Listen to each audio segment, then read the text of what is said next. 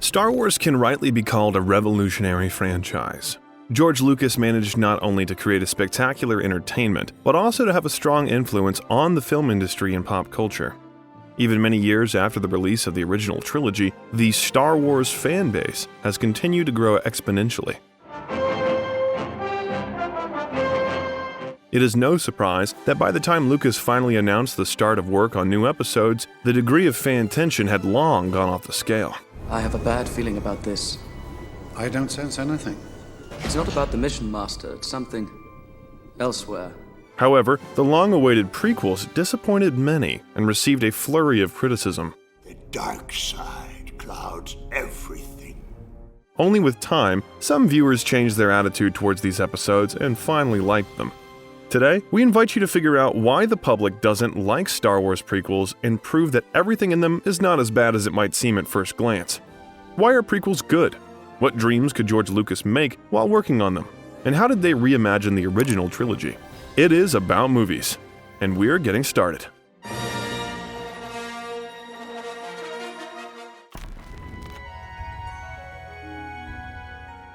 The original Star Wars trilogy has become a successful commercial venture and a spectacular adventure show, ideal for a young audience. The first film introduced us to the cinematic universe and its characters in an exciting and accessible way. The second was a logical continuation of the first, with unexpected plot twists and an ending that made the audience nervous about the fate of the characters. The third gave us hope, playing with the eternal idea of the victory of good over evil. Since the Star Wars universe was vast and varied, viewers certainly hoped to continue exploring it. For 15 whole years, millions of fans peered hopefully at the announcements, and finally, they were happy with the news. The prequels told how a cute young man became one of the most famous antagonists in cinema history. The director is a fan of the in medias res technique, in which the narrative begins in the midst of the plot without any preface. So much of the original trilogy was left behind the scenes. Therefore, the release of backstory became especially important. He finally answered several open questions. Who is Luke and Leia's mom?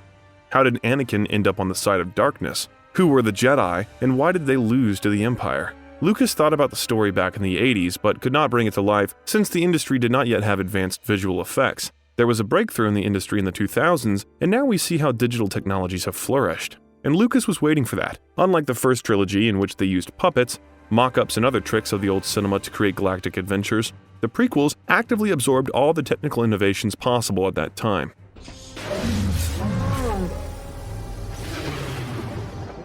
Thus, the director did not need to drape the three vehicles differently to achieve the desired result. He could finally create whatever his heart desired. Robots, clones, spaceships. Attack of the Clones and Revenge of the Sith were filmed with Lucas's money, making him independent. The work used a high-resolution digital camera and a chroma key, which replaced studio sets.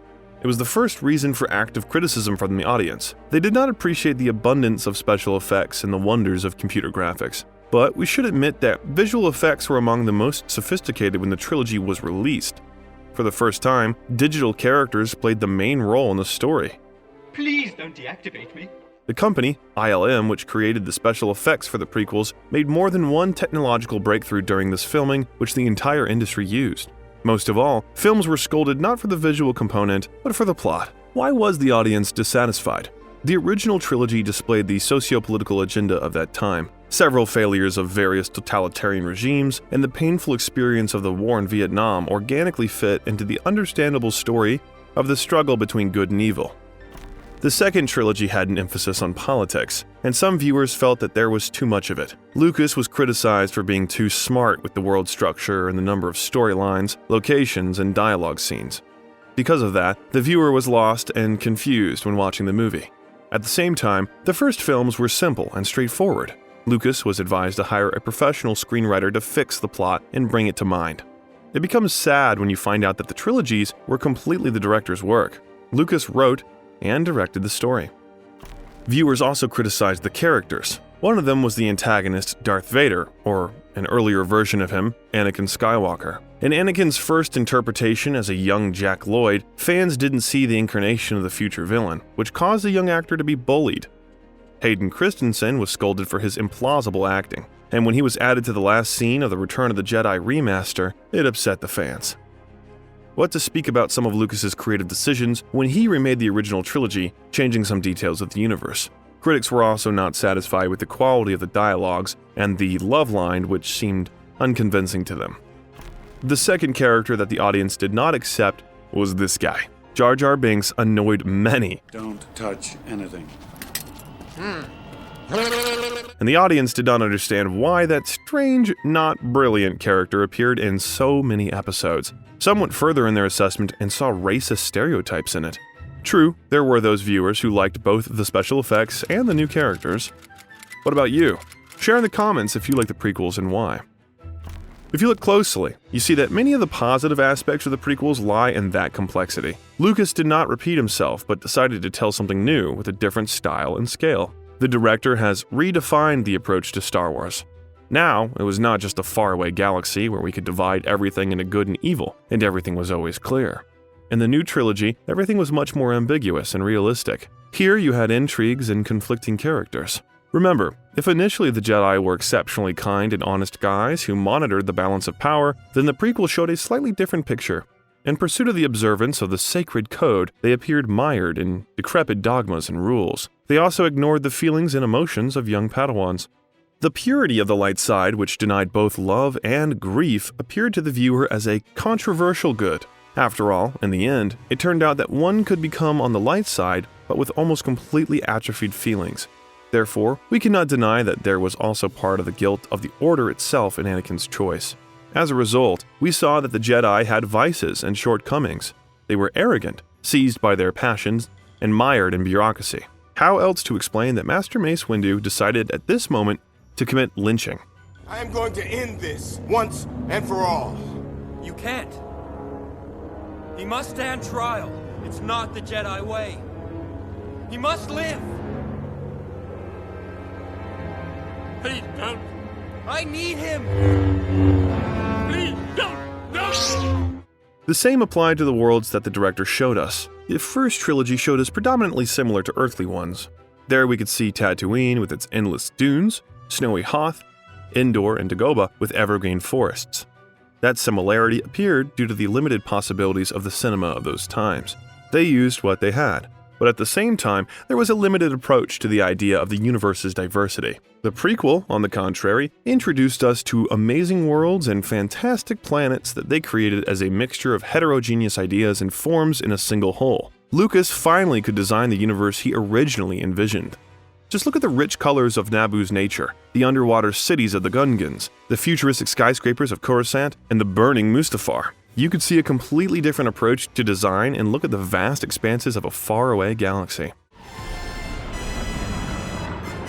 By the way, in that context, they lost the new parts of Star Wars, which parasitized their predecessors, exploiting the theme of nostalgia and not bothering with the issue of originality.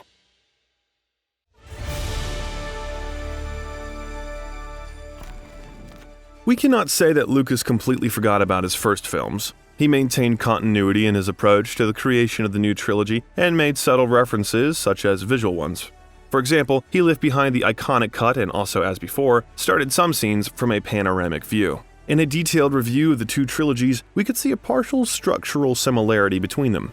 Both started with Tatooine, where we met the main character. He had to go through the path of initialization through the test of the space battle. Both heroes lost their mentor in the first part and their hand in the next. At the same time, the prequels coped with the difficult task of intrigue. After all, we knew from the very beginning how the story of little Anakin would end, but Lucas managed to awaken empathy for the character and hope. What if everything works out? And he did it because of using the classic scheme of the hero's path, which almost always works flawlessly. In the third episode, as at the end of the original trilogy, Anakin faced an internal conflict. His loved one was in danger. At that moment, saving the Emperor led him to the dark side of the Force. Moreover, all the trilogies had recurring details. They had monumental landscapes where heroes seemed fragile and lonely, and a recurring motif of fate occupied an important place in the story. No matter how hard the heroes tried to avoid what they were destined by fate, they came to the same. Remember at least the situation with the death of Padme. we could also apply the fate theme to the Republic. Conflicts and strife poisoned the brilliant world, so it was naturally doomed to collapse. The second trilogy pleased viewers with more virtuoso productions of battle scenes, where lightsaber fights looked so mesmerizing that they could be compared to a dance. You could not ignore the musical accompaniment of John Williams, which became more and more epic with each new episode.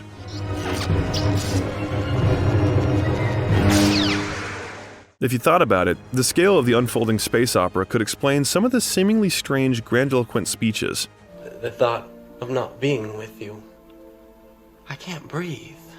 I'm haunted by the kiss that you should never have given me. The action scenes of the prequel were also pleasing. Some ingeniously led the hero through a series of obstacles as if he were in a video game. In addition, Lucas was not afraid to play with genres, choosing visual solutions that were not standard for a space opera. For example, to highlight the detective component among the numerous plot twists and turns, he used the tools from film noir. There was an emphasis on shadows and a gloomy, mired Vice City in which Kenobi, who had taken on the role of a noble detective, had to look for clues. The intensity of passions and undercover games inherent in the political thriller genre was manifested in the staging of scenes and dialogues. Since politics were a delicate matter, we were encouraged to read between the lines and pay attention to details. So, in the conversation scene, the director deliberately alienates Palpatine from other heroes, indicating that he was on the other side of the barricades. But Star Wars wouldn't have looked as spectacular and provocative if it hadn't mastered classic American genres like the Western.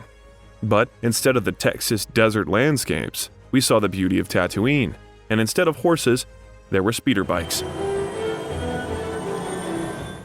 Through that mixing of genres in the space opera, Lucas managed to inscribe into the story and the theme of finding one's place in the vast universe a love line, bromance, and political intrigues. I don't know how much longer I can hold off the vote, my friends. Let's return to the political component of the movie universe. The original trilogy was presented in a simplified and schematic way. The Galactic Empire resembled the Third Reich, both in spirit and visually, and the Rebel Army was presented as a liberation alliance consisting of representatives of different races fighting against the sinister Empire. There were bad ones and good ones, and good must defeat evil, all according to the classics. But in the second trilogy, everything looked far from being so unambiguous. There were much more semitones. Everything was like in life, in general. The Republic appeared to us as a corrupt and clumsy bureaucratic machine which, due to its shortcomings, could not cope with the problems. In the prequels, the rebels, led by Count Dooku, were presented to us as villains. Meanwhile, the Jedi Order, instead of a haven of wisdom and goodness, became a punitive body, a tool in the hands of politicians. Because the number of members of the Order was not enough, they made a decision under the leadership of Master Yoda, the tragedy which we saw after a while. Impossible to see. The future is. Namely, the creation of a whole army of thinking, feeling, real clones who should fight and die instead of the Jedi. Magnificent, aren't they? They were raised with a specific functional purpose, which raised the question of the morality of the hero's foundations who accepted such a verdict.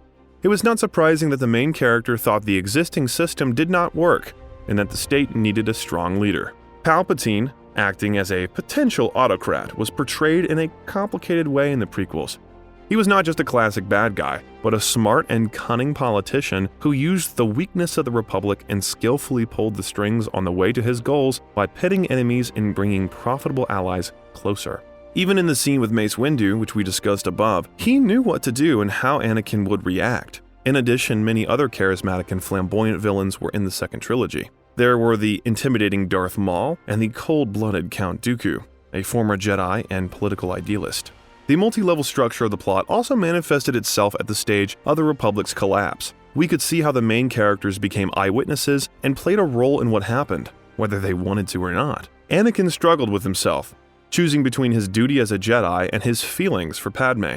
He was ready to go to extremes, even destroy the existing government to save his beloved's life. Padme was an ardent admirer of democracy, sincerely disappointed with the current situation in the Senate, and tried her best to save the Republic. But love for Anakin lulled her vigilance and prevented the woman from seeing how the dark side gradually drew him into herself.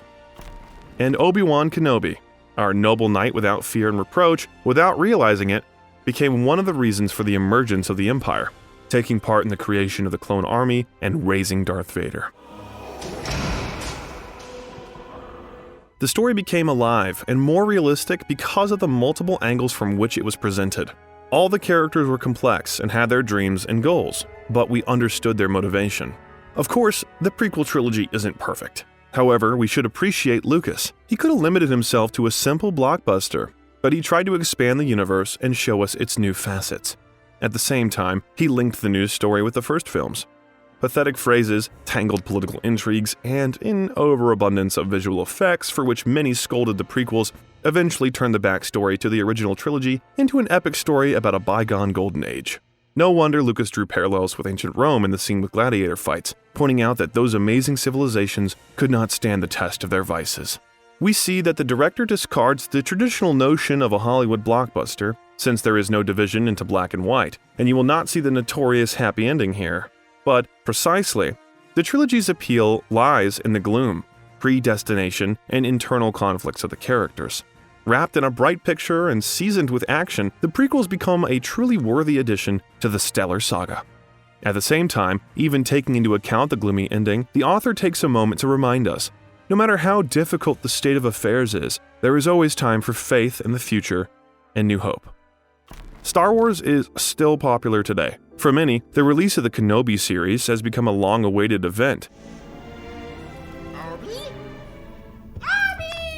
Because we were again able to see the actors we know on the screens. And if Ewan McGregor, who played Obi-Wan Kenobi, often appeared after the release of the prequels, then Hayden Christensen did not often please us with his film work.